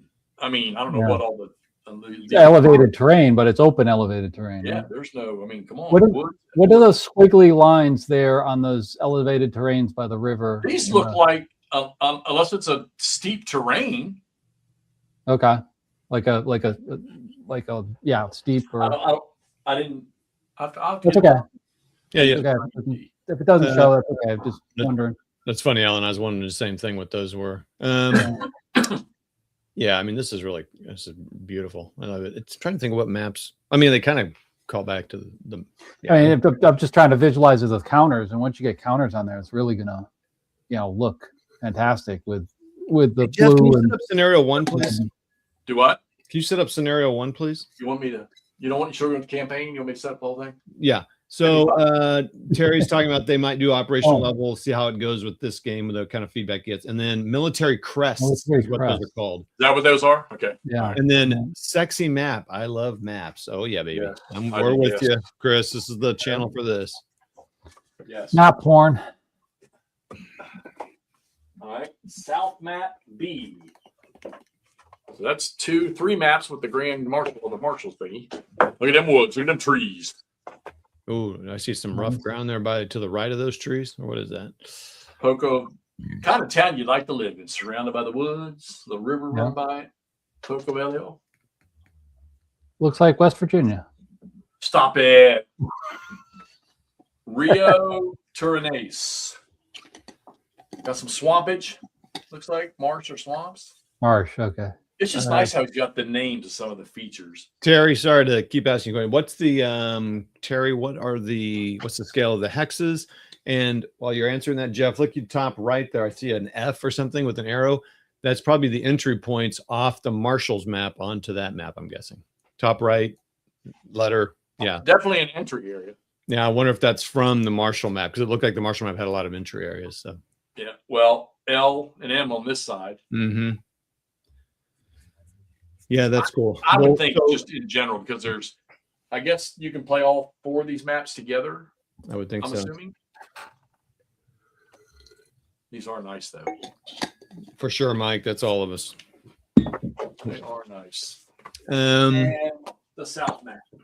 I'm curious how important roads are in this kind of scale and game. You know, in Well, G I remember in the Vimero one, it was to get those troops up to the right flank, it was important. Okay. Now here we go. Now we got some high terrain in this one, Alan. Yeah, yeah. Darker golds in here. Terry says they're 125 meter hex side to side. Yep. And then those are entry points. They match the Marshall's exit entry boxes. Nice. Yep. Good stuff. Cool. What do we got here? We got Nave de Haber. Nave de Harbor. Nave de Haber. Isn't that a band? Oh yeah, that looks much higher and much I don't want to say rockier, but like the elevations kind of roll, it looks like. I need to finish. You get high and low right next to each other. Yeah, this is cool. Just curious, are the half moons, are those supply sources? Probably. That's usually what that means, I think, isn't it? Mm-hmm. Interesting. Yeah. Okay, I get it now. So these, I know the other ones were on that side and that side. You want to put Terry's comment on that. It's good. There are 14 scenarios in the tactical game, but some can be combined with the north map or played on just the north or south map. Hey, see you, Nordic. Thanks for coming by, man. Always appreciate it. Yeah, Nord, you and I are going to have a talk, Nord, about your attendance level. Oh, boy. We're going to have a talk. Thanks, Nord. Stay healthy. Amazing, guys. I'm telling you, that's just so much stuff in this box. The plateau rises to the south, but flattens out. Terry, the artillery. Oh, this is awesome, dude. Solid, those are crazy. Awesome. Very, very well done. Thank you for that. Love the addition of the snow-covered sheets that you put in here for the snow maps. We like that. Yeah, snow maps are good. And that box art is just that. Look, nice and simple. Simple, not cartoony. Clean. Good, great font. I mean, just logo. Nice and small. I don't need to see the huge. Yeah, I like the small company logo. That's nice. And he didn't do nothing down the sides real fancy. Okay, so, all right, Terry, we're going to get this straight right now going ahead, okay? We're going to need all of this stuff to be at the same height and level on every box you make so that when we put them on our shelves, they line up. Now, maybe if he can explain to me. Terry, you told me, you said this was a small box. What did you mean by that? Yeah, I am a little curious about that. I was looking at the website. I didn't see much different. Roads and trails are mainly helpful for artillery and caissons. Yeah, we'll all put links. I put links in my comments, but you're probably at Hexy's channel, so he'll post them. Yeah, we'll get links out on our channels as well. Yeah, I'm curious to know what we were just talking about. Sorry, McMurray. It took us a while to see you there. Yes. Difference between small box and big box. Oh, yeah. Because, I'm curious because when I'm on his website, there's not a difference to order something different, but that's just pre-order. So, well, I'm wondering, maybe is there something that's not in this that's going to be in Arthur? I agree.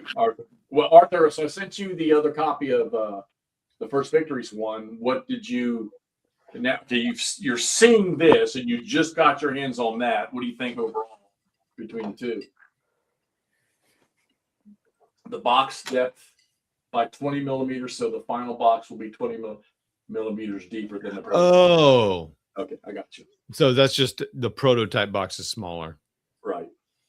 Okay, that's cool. Because you said those plastic things came outside of the box. Is that right, Jeff? No, they were all in there. Okay. Oh, I thought you said something was the baggie was hanging out the side when I opened it up. That's all. Oh, the baggie edge. But you just got to fold that over. It goes in nicely. So. Yeah, they're pretty good. Crazy. Yeah, and so the pre-order is going through June. We'll put links. So I'll just say there's also a nice section in Board Game Geek. Look under Unclaimed Victory. Fuentes de Noro. There you go. Right. Oh yeah, there you go. So this is oldguardpublishing.com, and then you can click on all the stuff there. And there it is, pre-order pay in full, and then you can see some of the pictures and stuff, and see kind of how big all the stuff. I mean, this is a great picture here. I mean, this is all what Jeff just showed you. Yeah, look, that price point, and I'm notorious for bitching about price points. But let me tell you something. this, we've all been joking and we've talked about it. It's been posted about the 3 dog weighing 7 pounds. The GMT girls the other day did their show talking about the weight of the games that are coming out right now. This thing's loaded. There ain't even a weight listed on this box, I don't think. Terry, what did this box weigh? You shipped it. I mean, you jokingly said 14 pounds, but yeah, this thing is not light. Yeah. This thing is heavy, and it's loaded with stuff and big counters. That's the other thing. You got 9 counter sheets. 3 of them are small for informational stuff, and then you got some informational that are full, and then you got that sheet of those massively large counters for the Marshals game. by the way, if you're watching from the EU or UK, do not order from this website. Go to Second Chance Games or 10 pounds, 10-pound box. Oh, that's pretty cool. Yeah, I was going to say is if you're over in Europe or England, you got to go different. I know Terry, you had some questions because I know one of the guys I play against, he was trying to order it and had some problems. I think you worked that out. But if you're over in the UK watching or listening later, you're gonna have to use those sites. We'll get those links up too. And by the way, when you look at this picture here, this top thing up here, whoa, oh my, there we go. These things here look like they're separate. No, I mean, unless you're doing something different, Terry, these things are actually on plexi. Are you going to be cutting these out or not? Because I wouldn't be surprised if you are cutting them out. But let us know. Because they're right now, the way Hexy got them, they're on plexi. But are they going to die cut those out? Because the way they show here, it looks like they will be. Which is also nice because they don't take up as much room. A little bit of weight. I'm thinking the Vimero box you had the Rolika map, and you had the Vimero, and then was it 2 maps, and then you had the little expansion piece that went off the side, the little tiny piece. The Rolika map wasn't massive. The 2 Vimero maps covered the whole fight. So this is your counter depth, and this one's more. They'll be square. They'll become like you have them. Okay. Yeah. I mean, I kind of like that too. So yeah, exactly. Easier to hold. And it's another map cover if I need to run out of plexi for a game I'm playing. All right. So everything's rounded. The counters will push out nice and easy. I'm probably going to print me a couple of trays because once I guarantee you that once you take the 9 counter sheets out, you'll be able to put trays in there and store that. So, and I'm sure that, what's his name? Nerd Workshop will probably come up with some stuff for this, I would think. Some STLs. Yeah. For that. I guess, I don't know. I did some of the separated compartments, like the squad leader ones for the Band of Brothers with the slots in them. And it works pretty good for the large counters. Yeah. But I struggle with the ones for the half-inch counters to make those. They don't seem to function as well. So, but you've got the Chris Long. Did you get the first victories? Well, I sent you the close quarters battle. You won that one. Did you get the first victories? Did you buy that one? I can't remember whether you did or not because that was in Portugal, or Spain, Portugal, one of the others. All right. Any questions? Is there anybody out there? Is there something you didn't get a chance to see that you want me to pull out real quick and show you?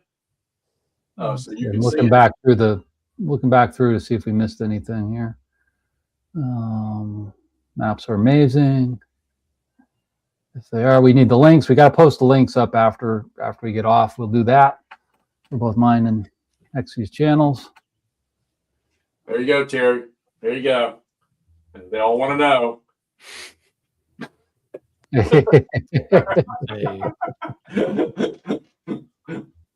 Robert, it's a hell of a product. That's cool. I agree.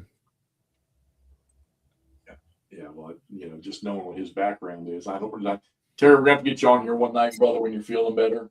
Maybe down the road when this thing starts to talk. Yeah, it'd be interesting to talk to him. Kind of, from this non-Napoleonic dude. Yeah, impressive. Yeah, well, you're not. I'm not going to say you're non-Napoleonic because you did like the Library of Napoleonic battles. Yeah, but I mean, I don't know. Oh, yeah. I just don't have a lot of experience in gaming it and stuff. So we can probably take that off now. Boom. So And that's Terry's page, the Old Guard Publishing. yeah. Okay. Yeah. This is what you get if you just go to oldguardpublishing.com. You don't need a link. It's the only game he's got right now. So I think I say that. Yeah, it's all he's got right now. So it's real easy. Go buy it up so he can make the next game. Yeah. Moving on. And Terry, are you gonna? I know this could be a rabbit hole. I don't want to ruffle any feathers. Are we gonna tag these as volumes or episodes or something like that?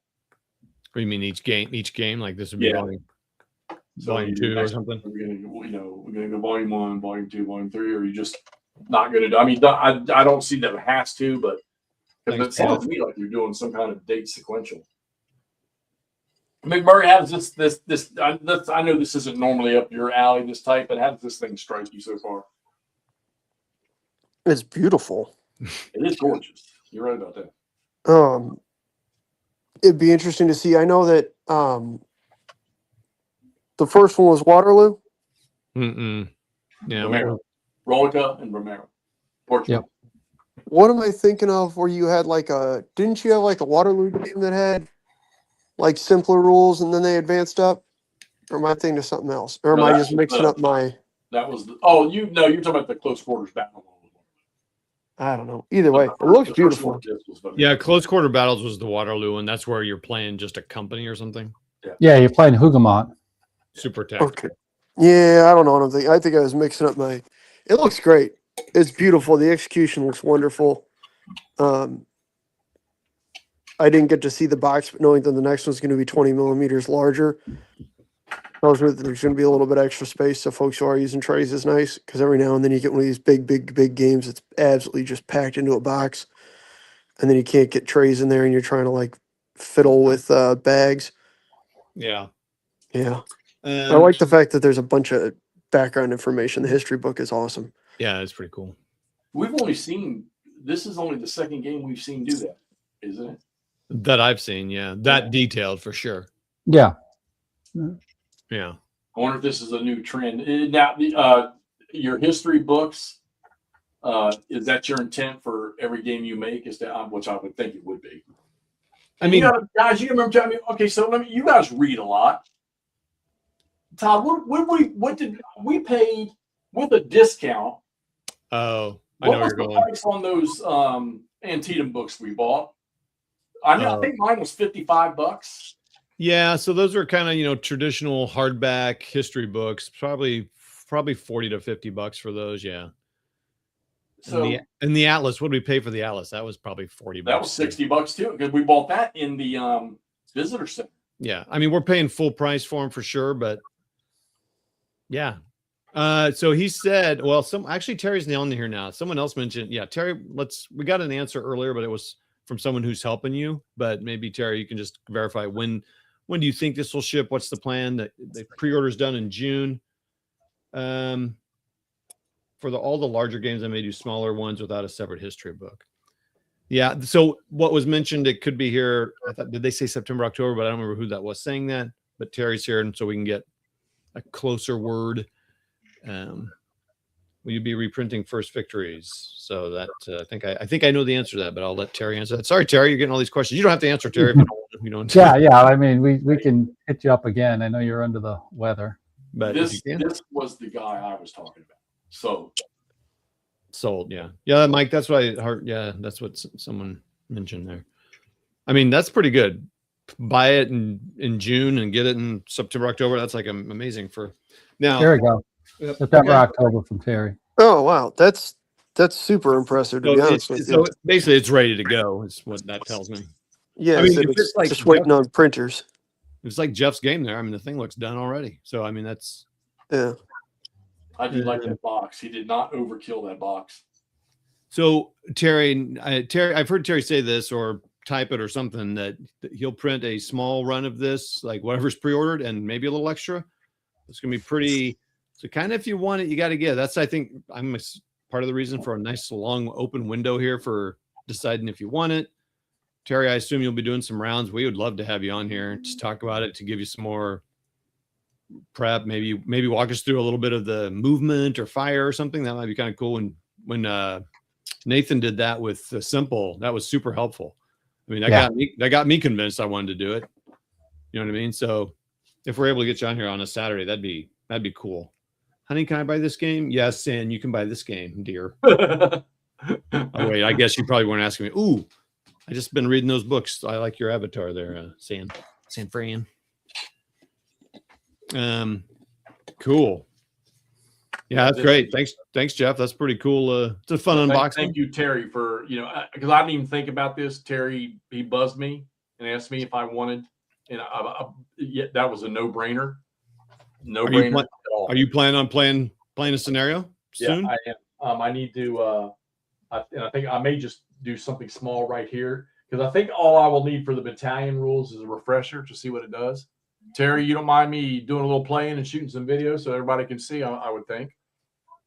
There you go. There are some. There's some training videos from First Victories. Okay. Yeah. Yep. I thought you were asking me, San Fran. I thought I was going to give you permission, but if you want to get it from your wife, that's cool too. Yeah, Terry. It also, we saw in the books there's also going to be a vassal module. Is that coming out with the? Oh yeah, with the game as well. And by chance, is there sort of one that's already, maybe in the background that possibly could get our hands on so that we could give it some run? Yeah, maybe we can help. That does help show it a little bit better too. Yeah, because then we get two or three of us looking at it. Well, like even Terry could get on there with you, and we could walk through a exactly. That's what I'm thinking. Little movement, firing or something, command or something. That's cool. Yeah, Jeff, you got the green light here. Do you see that? Awesome. I just those maps, man, and the counters. Like I said, after Eric from Tabletop explained to me how the color schemes work, and that's cool. And I always worried that you would have to be your knowledge base of this would have to be deep to understand that. But I guess when everybody's facing at each other, it doesn't matter anyhow. So, and then you're going to have leaders, and they all match to their leaders and stuff like that. So it'll work. And it does, because I can't get by the Labatai, the 50,000 different sets of rules for that. This is good. You gave me a basic, you gave me a medium, and you gave me an advanced all in one game system. And I can play any one of the scenarios with any one of the rule sets. Thanks, Terry. That's good to know. I mean, if it just needs the solo aid, then we could still use that when you're on. Recce platoon, you and me walk about. I was a scout. You were Recce, baby. Yeah, good stuff. Great box. Great components. Any more questions, folks? Yeah. I'll try to get some playtime up on it so we can see what it does. And we'll try to get some time, get Terry, drag him on here. That'd be good. And get a little more about it. Yeah, I agree. Doing that, what we did with Nathan, that was really good. Yeah. So we get Terry on here, that could be a +2 for us. So did that with Mark Herman too. It was fantastic. Oh yeah, my God, yes, Mark, which he was supposed to be around here tonight. He didn't show up tonight. He said he was going to be on, but he didn't show up. Hey, just a minor plug for him. The Army of Potomac is charging this week with battles. So that's going to be hitting the road too. So AOP, 3 Dog. What else? Man, we're going to have a busy year. Oh my God, yes. All black powder. I'm breaking out. So I was just going to say, Jeff, was that last video of the Eastern Front your last video for the year for Eastern for? God, Eastern Front? I promised Warmutt that I would play. He sent me all these magazine games, and I want to play one of the Ancients. There were 2 Ancients games in there. I want to play. I need to finish up the Army Group Center, and that thing is making me scratch my damn head. And I've got somewhat of the gaming world in a twist about, Kev mentioned me in my quandary in his last video about that. And you got people saying that, that's easy. You just need to know. And I'm sorry, but I got Mr. Wargamer himself saying it's not possible. I can't see how it can be done unless you have miraculous rolls and you focus your Panzer divisions on Grodno. which you don't want to do because you want them out and running. I'm sorry, I don't see it.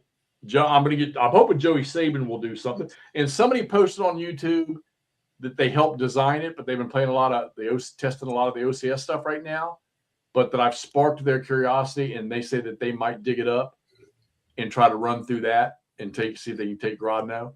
Because I think he said he can. I can't see it. Bielstock and Grodno, I can't see that happening in the first 2 game turns.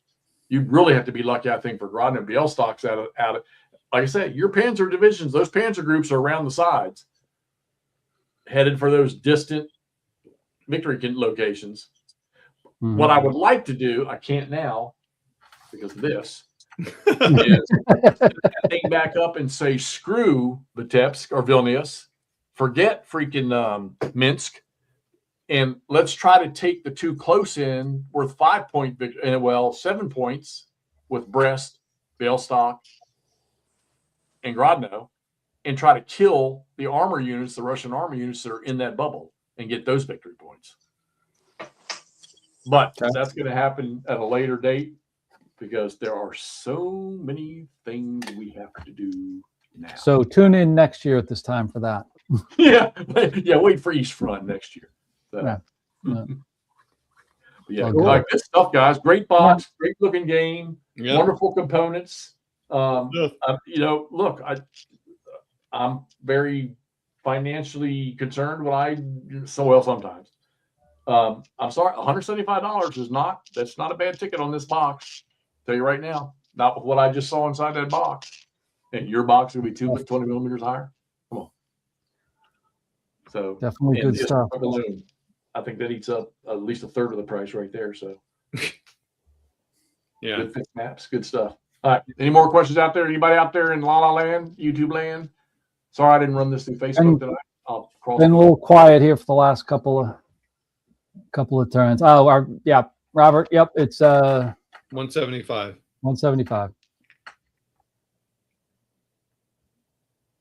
Oh, Mikey already ordered it, huh? Surprising shipping was cheap. Okay.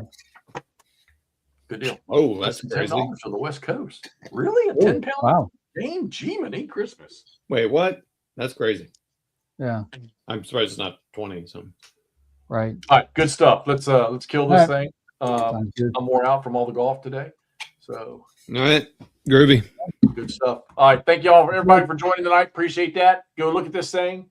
Get over there, get your Kickstarter, get your pre-order. Terry, thanks for popping on here. We'll get you on here and we'll discuss this stuff later. Anybody that has any thoughts, you can always post in any one of our YouTube things. If you have any questions or you missed something, you need us to explain something or show a picture or something, just let us know and we'll get something out to you. Cool. Everybody have a great Easter tomorrow. Yep. All right. Any Easter eggs with chocolate in them that you don't want, you can send them to my address and help my race for diabetes calls. All right, talk to y'all later. See ya. Bye. Bye.